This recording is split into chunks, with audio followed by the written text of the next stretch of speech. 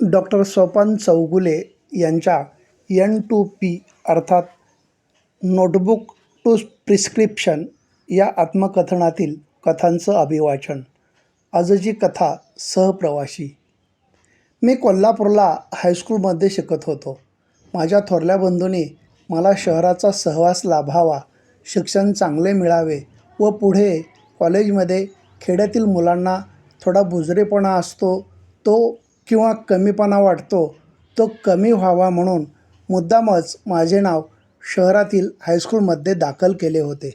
तेव्हा टोप ते कोल्हापूर असा एसटीने प्रवास करणारा मी एकटाच विद्यार्थी होतो. 8वी ते 10वी अशी 3 वर्षे माझा हा प्रवास चालू होता. तशी आमच्या गावी स्पेशल एसटीची सोय नव्हती, अजूनही नाही. त्या काळी रिक्षा, इतर वाहने किंवा वडापचीही या मार्गावर सोय नव्हती. मात्र आमचे गाव 4 नंबर हायवेवर कोल्हापूरपासून 15 किलोमीटर दूर असल्यामुळं कोल्हापूरला जाणाऱ्या बहुतेक सर्व गाड्या थांबत. नेहमी माझ्या शाळेला जाण्याच्या वेळी येणाऱ्या सर्व गाड्या फुल्ल असायच्या.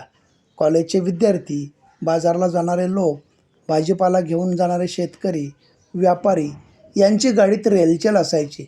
शिवाय नोकरीच्या निमित्ताने प्रवास करणारे लोकही भरपूर असायचे. अशा या भाऊगर्दीत एस टी पकडणे म्हणजे दसऱ्याचं सोनं लुटण्याचाच प्रकार. ही झुंबड उडायची एस टी आल्यावर. आमचं घर ते एस टीचा थांबा हे 1 किलोमीटरचे अंतर. सर्व शेतातून जाणारा रस्ता कसला, पायवाटच.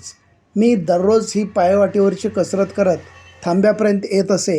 त्यानंतर गाडी पकडायची, सर्कस करावी लागायची.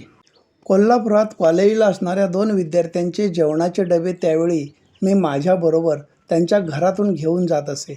घरातील जनावरांचे शेणघाण काढणे, त्यांना पाणी पाजवणे, घरात कावडीने लांबच्या विहिरीवरून पिण्यासाठी पाणी आणणे, अशी काही कामे उरकून मी हायस्कूलला जात असे. त्यामुळे माझी फारच धांदल उडायची. या गडबडीत कधीकधी माझ्याच काही वस्तू विसरायच्या. बऱ्याचदा मी त्या 2 मुलांचा डबा घेत असे, पण माझाच दुपारचा जेवणाचा डबा विसरत असे आणि डबा विसरल्याची आठवण दुपारी जेवणाच्या वेळी होत असे. त्यामुळे अनायासे अनेकदा उपवास घडलेला होता. तेव्हा सहसा मी शहरी मुलांबरोबर जेवण टाळायचो, कारण माझ्या डब्यात चटणी, भाजी भाकरी असायची. शहरातील मुलांच्या डब्यात रोज नवे नवे पदार्थ असायचे. बऱ्याच वेळा मी डबे आणण्यासाठी त्या मुलांच्या घरी गेलो की त्या घरातील लोकांची डबा भरण्याची घाई व्हायची. "अगं बाई, सोपान आला वाटतं, लवकर डबा भरा. अगं थोडंसं दही घाल त्यात. परवाचं लाडू घातलंस का?" असे संवाद वरचेवर ऐकायला मिळायचे. अशा या गडबडीमुळे मला जास्तच उशीर व्हायचा. शाळेत गेल्यावर हे डबे घेऊन मी वरांड्याच्या बाजूच्या खिडकीजवळ बसायचो. ती मुलं डबा न्यायला आल्यावर खिडकीतून हात करायचे व मी त्यांना त्यांचा डबा द्यायचो. त्यामुळे ती मुलं येऊन डबा घेऊन जाईपर्यंत माझे बाहेरच लक्ष असायचे. असे वर्गात दुर्लक्ष झाल्यामुळे 1-2दा सरांचे बोलणे खाल्ल्याचेही मला आठवते. पूर्वी जवळजवळ सर्वच मुले कुठलेही काम निष्ठेने करीत. त्यासाठी काम पूर्ण होईपर्यंत एक ध्यास असायचा. त्यामुळे आपले नुकसान होते याकडे भान नसायचे. त्याबाबत कधी विचार केला जात नव्हता. घरापासून एस टीच्या थांब्यापर्यंत जाण्यासाठी असलेल्या पायवाटेवर एक मोठा ओढा होता. त्यावर पूल नव्हता. पावसाळ्यात शेवाळलेल्या दगडांवरून चालताना पाय घसरत असत. 1-2दा मी पाय घसरून या ओढ्यात पडलो होतो. पुन्हा स्वतःला सावरले होते आणि वाहत चाललेले दप्तर ओढून आणले होते. भिजलेले दप्तर व त्या मुलांच्या डब्यातील भाकरी सुकवून मगच शाळेत गेलो होतो. पाऊस पडत असताना तर माझी फजिती व्हायची. माझे दप्तर, ते 2 डबे, छत्री यांना सावरत एस टीची वेळ गाठायची. एस टी पकडायची तीही गर्दीतच. बऱ्याच वेळा मी एस टीचे दार कोठे आहे याचा वेध घ्यायचो, कारण काही गाड्यांना मागे दार असायचे तर काहींना पुढे. त्यानंतर येणाऱ्या गाडीच्या गतीचा अंदाज घेऊन ब्रेक लावल्यानंतर गाडी कोठे थांबेल हे पाहायचे व चपळाईने त्या ठिकाणी थांबायचे. कधीकधी अंदाज चुकत असे तेव्हा खूपच हाल होई, कारण सुरुवातीला एस टी बसमध्ये घुसणाऱ्या 4-4 बसायला जागा मिळत असे. बाकीच्यांना फुल्ल तिकीट घेऊनही खडा प्रवास करावा लागे. त्या गर्दीत उभे राहायची वेळ आली म्हणजे लोक ओरडत, ए पोऱ्या, तुझा डबा सरळ धर, नाहीतर वर ठेव. अरे बाळ्या, तुझी छत्री माझ्या डोळ्यात घालतोस का काय? ठेव की कुठं तरी. अशी बोलणी खायला लागायची. त्यातूनही जागा मिळालीच तर अपार आनंद व्हायचा. एकदा शाळेत एक महत्त्वाचा कार्यक्रम होता. पुढच्या शिक्षणासाठीचे मार्गदर्शन करण्यासाठी वेगवेगळे वक्ते बोलावले होते. त्या काळी आजच्या इतकी माहितीची साधने नव्हती. त्यामुळे मी लवकर उठून सर्व नेहमीची कामे उरकली आणि एस टी पकडली. लवकर बाहेर पडल्यामुळं गाडीत बसण्यासाठी झकास जागा मिळाली. मी आयटीत बसलो. गाडी पुढे चालली. कंडक्टर तिकिटे काढत काढत माझ्यापर्यंत आला. माझ्या शाळेचा गणवेश व दप्तर पाहून त्याने माझ्याकडे बसचा पास मागितला. मी खिशात, दप्तरात सगळीकडे शोधाशोध केली, पण पास काही सापडेना. पैसे विसरल्याची माझी खात्री झाली आणि घाबरगुंडी उडाली. आता काय? पासही नाहीत आणि पैसेही नाहीत. हा एकच प्रश्न माझ्यासमोर होता. मी कंडक्टरला विनंती केली, साहेब, मी पास काढलेला आहे, पण आज तो गडबडीत आणायला विसरलो. पाहिजे तर उद्या दाखवतो तुम्हाला. तो काही ऐकायला तयार नव्हता. म्हणाला, पास नाही तर तिकीट काढ. मी म्हणालो, पैसेही नाहीत हो जवळ. पास असल्यामुळे पैसे जवळ नसायचे, किंबहुना पैसे दुर्मिळच. पाससाठी पैसे जमवितानाच तारांबळ उडायची. आजच्यासारखा त्यावेळी पॉकेट मनी हा प्रकार खेडेगावात फारसा आढळत नव्हता. गरज पडेल तेव्हा मोठ्यांकडून नेमके पैसे मागून घेणे असाच प्रकार असायचा. पास नाही आणि पैसेही नाहीत. शाळेत कार्यक्रम आहे म्हणून मी गडबडीत चाललो आहे शाळेला, असं म्हटल्यावर कंडक्टरने बेल मारली आणि गाडी थांबवली. त्याचा आवाज बदलला. मला मोठ्याने म्हणाला, मला बाकी काय सांगू नकोस, पहिला खाली उतर. गाडी थांबल्यामुळे व कंडक्टरने मोठ्या आवाजात दम भरल्यामुळे गाडीतील सर्वांचे माझ्याकडेच लक्ष. त्यामुळे मला खूप वाईट वाटू लागले. कार्यक्रमाला आपण मुकणार या विचाराने माझी केविलवाणी अवस्था झाली. तोंडातून शब्द फुटत नव्हते. शाळेतील कार्यक्रमाची उत्कंठ असल्यामुळे पायही खाली उतरायला तयार होईनात. बरे, घरी जाऊन पास घेऊन यावे म्हटले तर गाडी बरीच दूर म्हणजे शिरोलीच्या MIDCपर्यंत आलेली. तोपर्यंत पुन्हा एकदा कंडक्टरने दम भरला. ए पोरा, अरे उतर लवकर, गाडी आधीच लेट आहे, उगाच सगळ्यांचा टाईम खाऊ नको. माझ्याजवळ काहीच पर्याय नव्हता.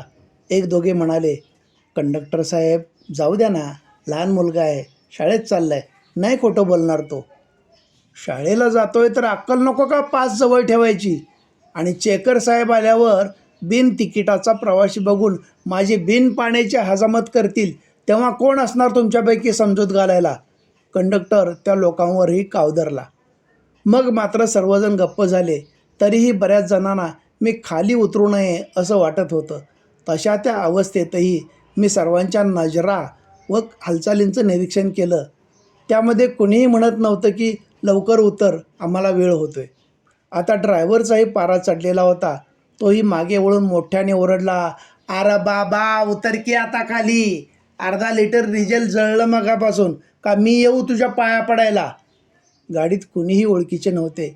माझ्याकडे तेव्हा दुसरा कोणताही पर्याय शिल्लक नव्हता. जड पावलांनी खाली उतरण्याचा निर्णय घेतला. मी दरवाजाकडे सरकू लागलो. 2 पायऱ्या खाली उतरलो. दरवाजाला हात घातला. इतक्यात पाठीमागून कोणाचा तरी आवाज आला, अरे थांब, मी काढतो तुझं तिकीट.